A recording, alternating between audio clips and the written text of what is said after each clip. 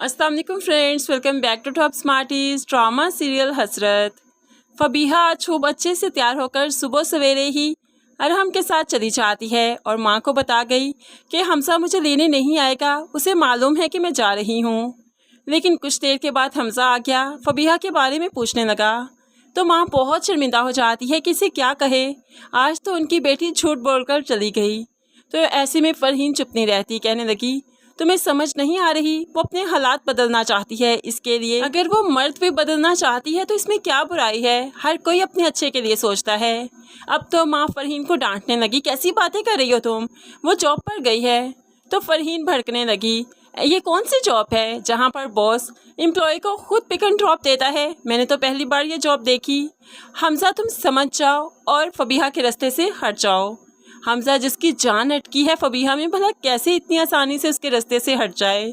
वो तो जैसे अर्श से उठकर फर्श पर गिर पड़ा हो। दूसरी तरफ फबीहा तो बहुत ही मज़े में है। अरहम, सनाया और रफ़त बेगम के साथ हॉस्पिटल जाती है जैसे कि उनकी फैमिली मेम्बर हो। अब बहुत ही हक के साथ वो अरहम से बातें भी करती है जो कि सनाया को ज़रा पसंद नहीं आता। कुछ देर के लिए ये सब कैंटीन में स्टे करते हैं जहाँ पर फबीहा बहुत ही हक के साथ अरहम के साथ बैठ जाती है और अरहम का रुझान भी फबीहा की तरफ है। ये सब कुछ सनाया को बहुत खटक रहा है। उसने फबीहा और अरहम की अंडरस्टैंडिंग आज देखी है कि दोनों कितना एक दूसरे से बेतकल्लुफ़ हैं, क्लोज हैं। ये बात सनाया को ज़रा अच्छी नहीं लगी, इसीलिए तो तंसिया कहने लगी जब से फबीहा आई है सब कुछ बदल सा गया है ना। तो रफ़त बेगम कहने लगी, हाँ हम सब खुश रहना शुरू हो चुके हैं।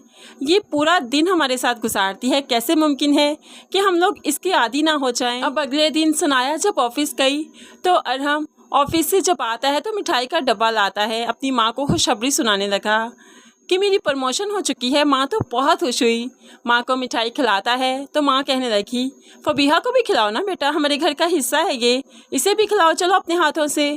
अब अरहम माँ की बात नहीं टाल सका, इसलिए अपने हाथों से फबीहा को मिठाई खिलाता है। इतने में सनाया भी घर पहुंच गई। ये मंजर तो उसके लिए बहुत शॉकिंग था कि दोनों एक दूसरे के किस कदर करीब आ चुके हैं, किस कदर बेतकल्लुफ़ हैं। रफ़त बेगम तो सनाया को देखकर हंसने लगी, मुस्कुराने लगी और दूसरी तरफ अरहम सनाया को देखकर परेशान हो गया। सनाया भी अपनी नाराज़गी शो करती है और यहाँ से फ़ौरन ही पलट जाती है। अब अरहम चाय का सनाया को मनाने के लिए, लेकिन वो सनाया की ज़्यादा बात नहीं सुनना चाहता क्योंकि अब उसे सनाया की चिक चिक अच्छी ही नहीं लगती। सनाया दो टोक बात करती है फबीहा से, देखो इस घर को अपना घर मत समझो, यहाँ पर मुलाजमत करने आती हो अपनी नौकरी करो और बस रात के वक्त घर जाया करो, ज़्यादा इन्वॉल्व होने की ज़रूरत नहीं तुम्हें, वरना मुझे केयर टेकर्स और भी मिल जाएंगी।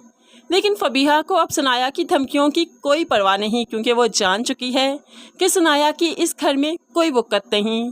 अब आहिस्ता ही आहिस्ता वो तो अरहम के और करीब आती जाएगी, सनाया कुछ नहीं कर पाएगी। अब वो सिचुएशन है कि सनाया कुछ बोलेगी भी तो अरहम इसी पर भड़केगा, हमेशा की तरह छोटी छोटी बात पर इसी के साथ उलझेगा। अपनी गलती तो उसे नज़र ही नहीं आ रही।